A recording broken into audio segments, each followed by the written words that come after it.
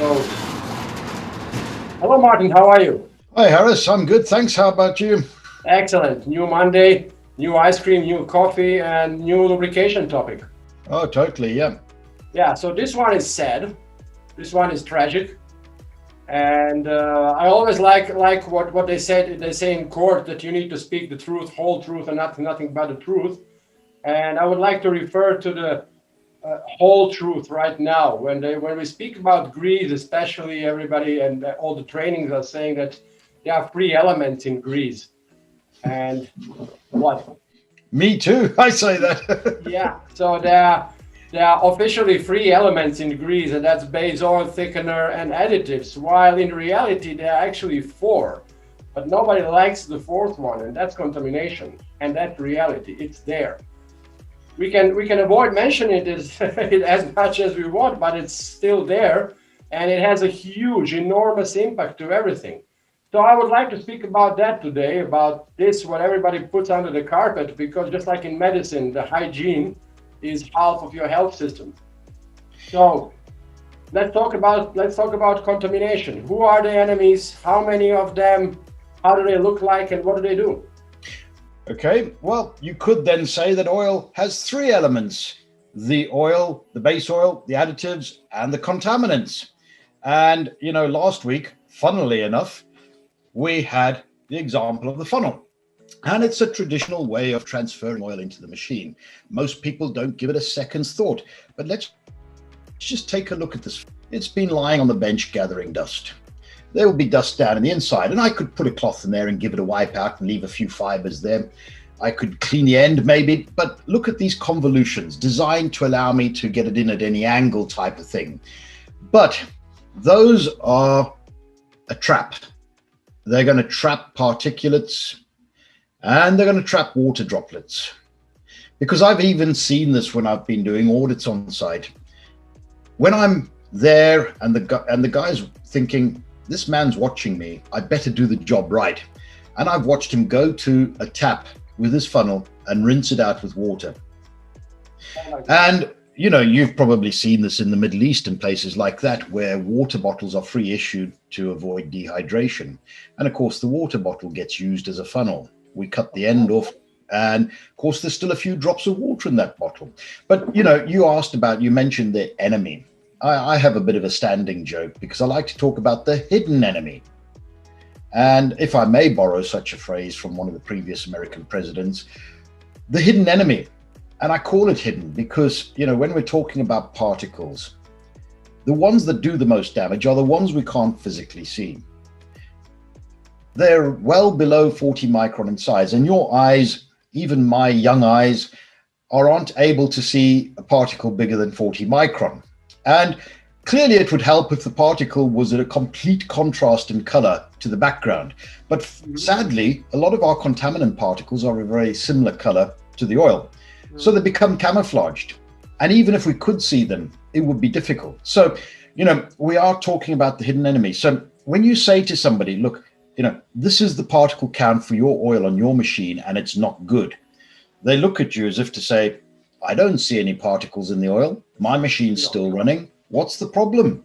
And they hold up a can of new oil and they look at it and it's clear and bright and they can't see the particles. So they think new oil is clean oil, but we know new oil is definitely not clean oil.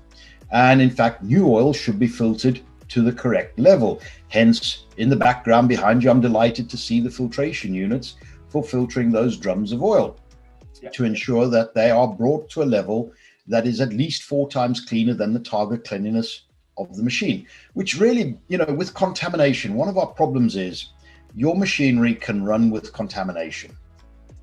And it can run happily with contamination. But it'll only do that for a period of time. Of course.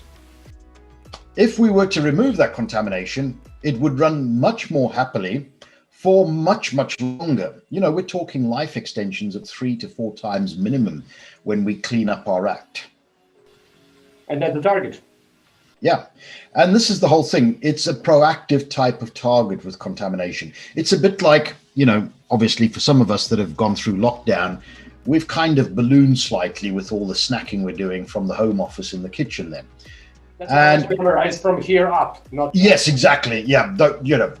Anyway, getting back to the point, we can be obese, we can be overweight. We're not dropping dead. But the chances we will at an earlier age if we don't deal with the issue. And so we set a target for our body weight, for our health reasons, and we try to stay within that target. We don't have to, but it's a good thing to do. It's proactive. And, this is one of the sad realities I see with so many lubrication programs. They might be doing oil analysis. The laboratory might do particle counting for them. They'll definitely try to do some moisture detection because everybody perceives moisture to be the most destructive contaminant, when in fact it's the second most destructive contaminant. But the problem is that, the actual oil analysis results are really reflecting what you're doing on site. It's the same way that when I stand on the bathroom scales, it reflects what I've been doing in the kitchen. Exactly. And if I want to see improvements in those results, I've got to change what I do. And that's what we've got to say about contamination. We've got to change what we do on site. We've got to clean up and change what we do and stop thinking about what we used to do and think about what we need to do. And then we'll start to see improvements in our oil analysis results across the board. Yeah, the silent killer is a problem because it's painless. It doesn't happen overnight. It's not like an explosion. It's just it's a slow decay, so nobody actually reacts. I have seen different cases.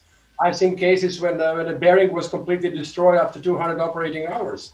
That's nice because you see the problem immediately. It sounds quite alarming. It sounds like a problem, so somebody will do something about it. But if you lose 30% of your life, of all of your assets, well, that's going to happen in a few years, and nobody actually feels it, and that's the problem. That's why we are pushing it under the carpet very often, and that's exactly what we see. Yeah.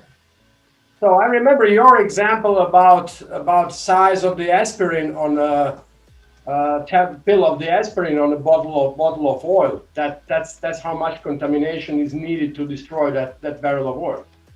Yeah, I mean, if we take a drum of oil like the one behind you, it's only 100 milliliter of water getting into that drum to take it to a point that can reduce the bearing life by as much as 60%, because 500 parts per million, or 0.05% by volume of water in the oil, is enough to take up to 60% of the life of the bearing. Similarly, when we start looking at the particles, clearly every drum that arrives on site, typically the cleanliness of a drum of new oil, in fact, in reality, the number of particles in a drum of new oil is equivalent to one aspirin tablet. And you and I are married. We know what an aspirin tablet looks like, right? So, and most guys would know what an aspirin tablet looks like. That's how many particles we're typically seeing, 200 milligrams typically in terms of the mass of the particulate in that drum of new oil, which is way too dirty for most hydraulic systems. I agree, and that's definitely a problem. And I'm so happy we discussed it a little bit, and maybe to raise awareness a little bit more. Be careful about this silent enemy, because it's there, it's reality, it's killing us nicely and slowly, continuously. Martin, thank you very much for this Monday and this session, and hope to see you next Monday. Good, excellent. Thank you again, Harris. Thanks. Have a nice week. You too.